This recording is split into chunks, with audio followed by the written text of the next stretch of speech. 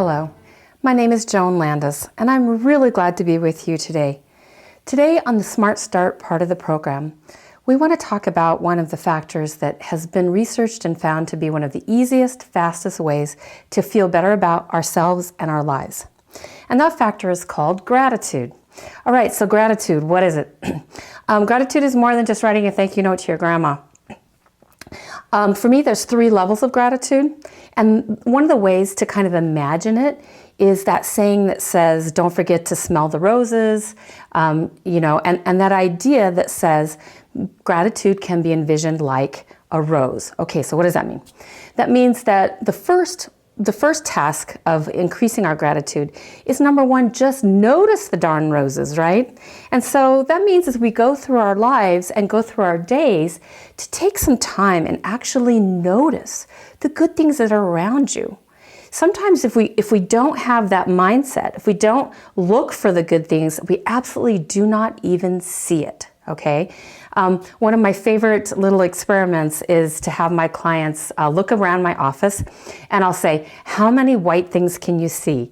And they'll, count, and they'll come up and they'll say, oh, I could see 10 things that were white. And I said, great. Now, how many blue things did you see? And of course, that's not what they were looking for. And so that's not what they noticed. And so gratitude is very much the same way. That if we decide to look for it, we will find the good things to be grateful for. So that's the first step, is just notice the roses, okay? The next thing is to take time to actually smell the roses, right?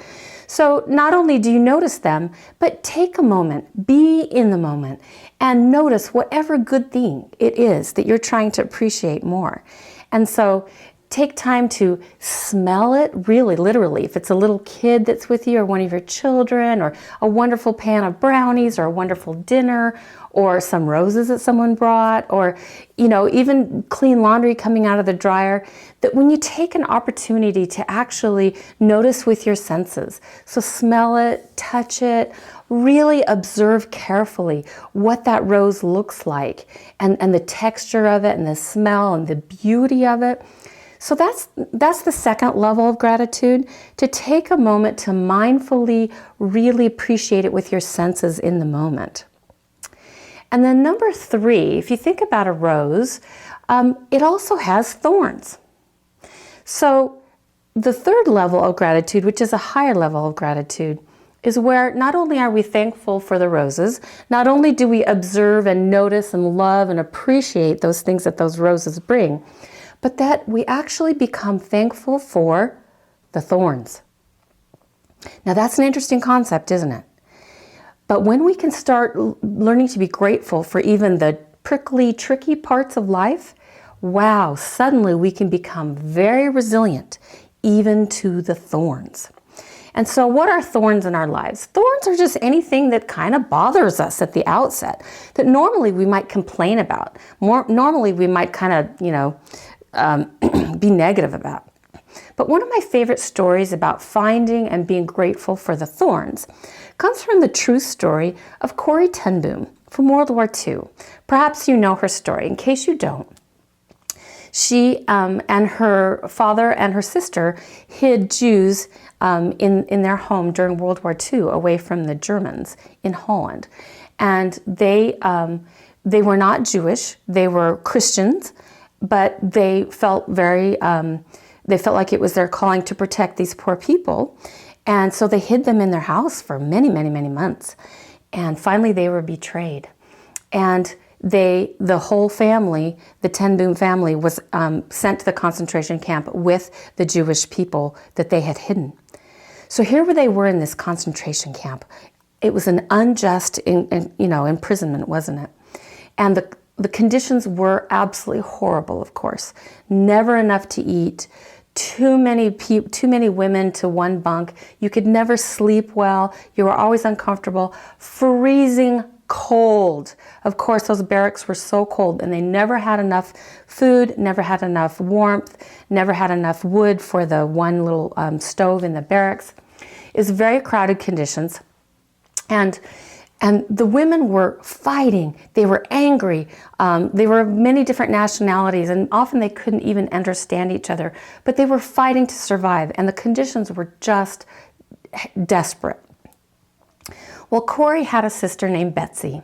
And Betsy was kind of, as Corey would say, kind of a goody two-shoes. She always was trying to, live how Christ would teach and be loving and things like that. And Corey wasn't quite like that. Corey was a little more, realistic and a little bit more cynical.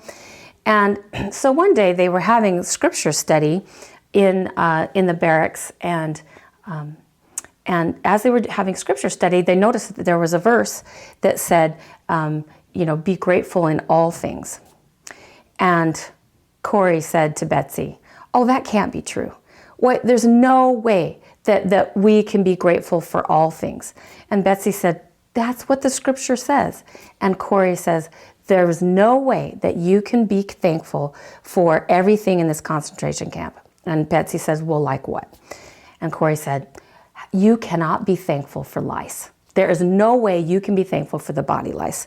And the body lice were everywhere in that barracks, in all of the straw mattresses, the clothing, and people would itch there, all night. It was just a horrible thing.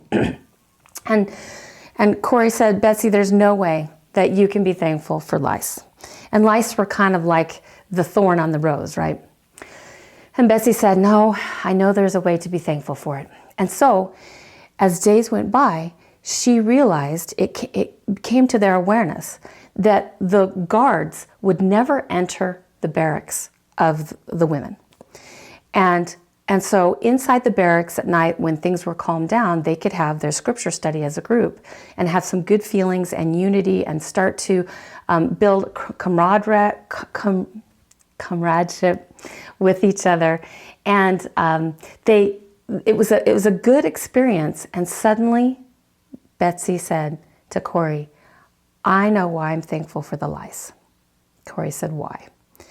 And Betsy said, "I heard one of the women guards say she would never set foot in the barracks because there was so many lice in that barracks, and she didn't want to get the lice on her." And she said, "That's why we are being left at peace at night, to have our meetings with the other women and to talk about the gospel." And so it was such a wonderful example of finding ways to be grateful, even for the tricky things of life.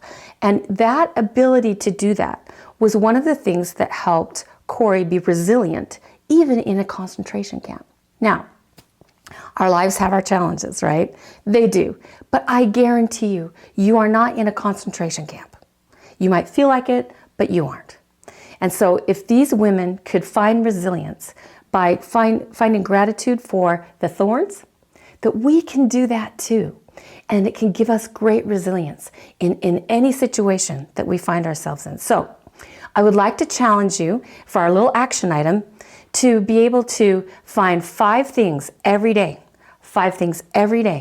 that you are grateful for. And they need to be different, okay? Every day they need to be different. Can't say the same 5 things. You can write them down, but it's even more powerful to share it with somebody. Find somebody that you can share it with. Talk to them about it. Say, "Wow, I'm so grateful for this and this and this and this." And that's a very powerful way of repatterning our brains to look for the good in life and not ignore the good and focusing on the negative. So gratitude is very, very powerful that way. I'd like to challenge you this week to put that action item into your practice and do 5 things. Notice 5 things every day. Write them, or even better, share them with somebody, things that you're grateful for. I know that this can really be a help. The research says that gratitude is very powerful. And the great thing about gratitude is we can do it instantly. Anytime we need a little lift, be thankful, be grateful. Anyway, until I see you next time, be grateful this week, and we'll be in touch, and I'll see you in a little while. Thanks. Bye.